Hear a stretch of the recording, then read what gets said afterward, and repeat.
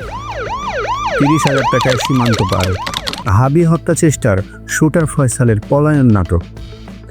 মাত্র 30,000 টাকা। রাজধানীর বুকে এক হাই প্রোফাইল হত্যা চেষ্টা চালিয়ে এই সামান্য পুঁজি নিয়েই কিভাবে চোখের পলকে সীমান্ত পাড়ি দিল শুটার ফয়সাল?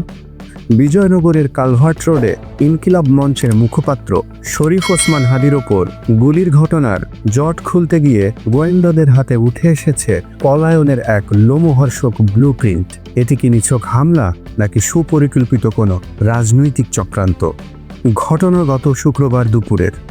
মিশন শেষ করেই শুটার ফয়সাল, করিম মাসুদ ও তার সহযোগী আলমগীর হোসেন শুরু করে তাদের গ্রেট স্কেপ। ধামরাই থেকে হালুয়াঘাট সীমান্ত। দীর্ঘ এই পথ পাড়ি দিতে তারা ব্যবহার করে একটি সিএনজি এবং দুটি ভিন্ন প্রাইভেট কার, যেন সিনেমার চেজিং দৃশ্য।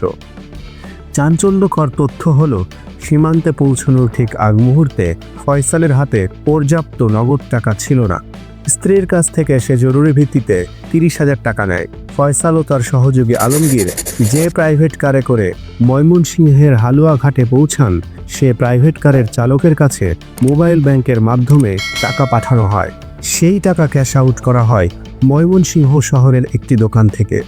গোয়েন্দা সূত্র জানায়, ঢাকা থেকে ভারতে যেতে তারা একটি সিএনজি অটোরিকশা ও দুটি প্রাইভেট কার ব্যবহার করে। ডিজিটাল ফুটপ্রিন্ট বলছে, এভাবেই তারা প্রশাসনের চোখ ফাঁকি দিয়ে ভারতে প্রবেশ করে। ফয়সাল পালালেও রেখে গেছে তার অপরাধের ছাপ। র্যাবের একটি বিশেষ সূত্র নিশ্চিত করেছে, গতকাল এক বিশেষ অভিযানে ফয়সালের বোনের বাসার পাশের একটি গোপন স্থান থেকে উদ্ধার করা হয়েছে সেই ম্যাগাজিন ও গুলি।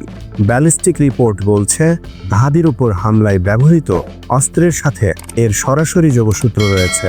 পুলিশ আরও 2-3 জন সন্দেহভাজনকে শনাক্ত করেছে। কিন্তু প্রশ্ন হলো, কার নির্দেশে ফয়সাল ট্রিগার চেপেছিল? গোয়েন্দা তথ্যে উঠে আসছে এক ভয়ঙ্কর নাম। হাদির ওপর এই হামলার নেপথ্যে কলকাঠি নেড়েছে নিষিদ্ধ ঘোষিত আওয়ামী লীগের এক পলাতক শীর্ষ নেতার ব্যক্তিগত সহকারী এবং দুর্ধর্ষ সন্ত্রাসী। বিশ্লেষকরা বলছেন, এটি কোনো সাধারণ বা ব্যক্তিগত শত্রুতা নয়। ঢাকা 8 আসনের স্বতন্ত্র প্রার্থী হাদিকে সরিয়ে দেওয়া এবং নির্বাচন বানচাল করার লক্ষ্যে সীমান্তের ওপার থেকে আসা কোনো বড় ষড়যন্ত্রের অংশ হতে পারে এই হামলা। পলাতক সেই আওয়ামী লীগ নেতার কানেকশন তদন্তের মোড় পুরোপুরি ঘুরিয়ে দিয়েছে। শুটার ফয়সাল এখন ভারতে, মাস্টারমাইন্ডরা পর্দার আড়ালে। কিন্তু ওসমান হাদি কি ন্যায় বিচার পাবেন? অন্তর্বর্তী সরকার কি পারবে এই আন্তর্জাতিক চক্রকে ভেদ করে অপরাধীদের দেশে ফিরিয়ে আনতে?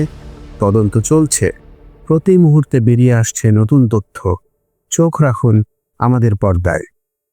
এতক্ষণ দেখছিলেন ইকো অফ বাংলাদেশ। প্রতিদিনের এমন নিউজ আপডেট পেতে সাবস্ক্রাইব করুন আমাদের চ্যানেল, সেই সাথে অন করে রাখুন বেল আইকন।